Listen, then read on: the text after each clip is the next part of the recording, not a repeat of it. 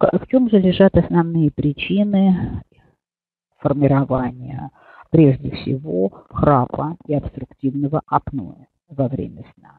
Это прежде всего аномалии строения носа и носоглотки. Часто встречаются различные виды искривления ночной перегородки, перегородки носа, о чем мы уже с вами говорили, заболевания придаточных пазух носа, которые не дают нормально работать дыхательному аппарату верхних дыхательных путей, затрудненное носовое дыхание, хронический ринит, различные полипы, аденоиды, гипертрофированная небная миндалина вследствие хронического тендилита, это уже взрослая проблема, избыточный вес, когда индекс массы получается выше 33, и потребление алкоголя, особенно в вечерние часы.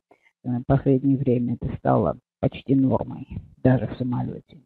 И, наконец, употребление снотворных препаратов, которые блокируют как центральный аппарат дыхания, так и расслабляют мышцы, все, в том числе и дыхательные, что приводит, естественно, к тому, что возникает провисание тонуса и уменьшение тонуса дыхательного аппарата, формируется ишемическая пауза, и человек может даже задохнуться.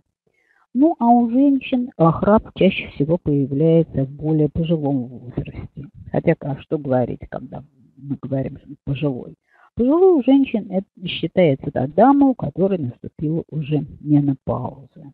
Меняется гормональный фон, снижается тонус гладкой мускулатуры носоглотки. И все это связано прежде всего не только с мускулатурой, но и с нарушением иннервации гладкой мускулатуры дыхательных путей, которые имеют кольцевидное продольное направление, о котором мы с вами говорим.